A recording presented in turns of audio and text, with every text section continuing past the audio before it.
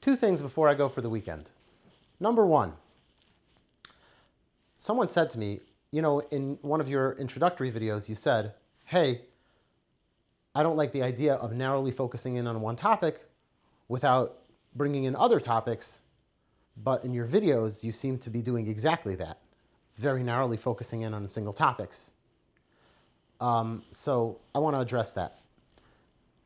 What I'm doing is laying down a foundation and a structure. When the foundation and the structure are laid down, you can easily fill in the foundation and the structure with many, many other things.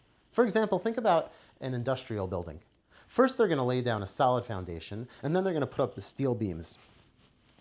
Once the structure is all laid out, it's easy for the construction engineers or builders or whoever is involved to put different things and put a store here and a restaurant here and a Ferris wheel, whatever you want, you can stuff in there. But if the structure and the foundation isn't solid, the whole thing's going to fall apart. I'm attempting to do the same thing. I think that we need a solid foundation of thought and philosophy, and then a structure of how all those things connect and fit together to create a lifestyle. Then we can discuss any topic. In my introductory videos, I mentioned abortion as an example. I think that's still a perfect example.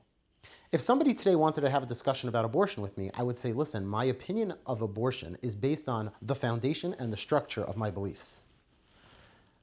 And do you understand the structure and the foundation? No. So then I can tell you what I believe, but you'll just say, well, I don't believe that, and I don't accept that, and I think it's stupid, and I think it's irrational. Well, okay, then we have to discuss my foundation. How long will that take? Oh, it'll take a while. Oh, well, you don't want to take a while because this is a 5-minute segment on like OQRSP media station?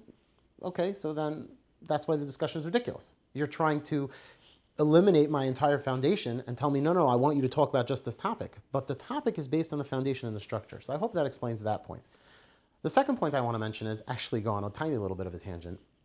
I mentioned evolution in one of my videos, so I think it's fair just to say that today evolution is taught for some reason as if it is a true theory and accepted. There's a lot of debate in the scientific community, even though it doesn't appear that way from the media and from the way our education system is run, about whether or not evolution is a reasonable theory and whether or not it's a theory that could even possibly be true. This debate is a very heated one. There are also quite a few scientists in our generation, very respected scientists, who say that the world must have been intelligently designed, and when we examine it to its core, it's far too complex to simply dismiss as something that somehow came about through complete randomness. But for some reason, our education system, for the large part, I won't say in its entirety, but in large part, teaches these things, that the universe exists as a result of random happenstance and that we came about through the process of evolution, almost as the accepted ideas in the scientific community. It's not true, and it's in fact one of the biggest lies that we somehow allow it to be perpetrated in society today. I actually once started writing a book about it called The Big Lie, but I didn't get far and I decided I wasn't interested in writing books. But I did actually start writing that book, and the reason is because it is a big lie. It's not widely accepted.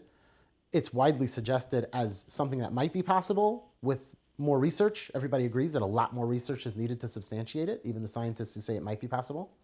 But many scientists have already contended that it's completely impossible. I've read many books in both directions. I'm just going to say and end with this, that the best book that I've ever read on the subject was by a PhD scientist who spent over 20 years of his life dedicated to researching the theory of evolution, and he's looked into it at the microbiology level. His name is Dr. Lee Spetner, and his book is called Not by Chance. You can buy it on Amazon. It's an extremely thorough book and very difficult for somebody who's not a scientist. It was hard for me to read. Maybe it'll be easier for you. I highly recommend it. He brings all the data, all his studies. He explains in detail what would need to happen at the molecular level, DNA, etc. And he pretty thoroughly explains why it's completely impossible for evolution to be true. And it's a worthy read, and you should be left questioning at the end why our modern education system in 2020 is still teaching this as though it were quite simply the truth. All right, I hope to see you next week.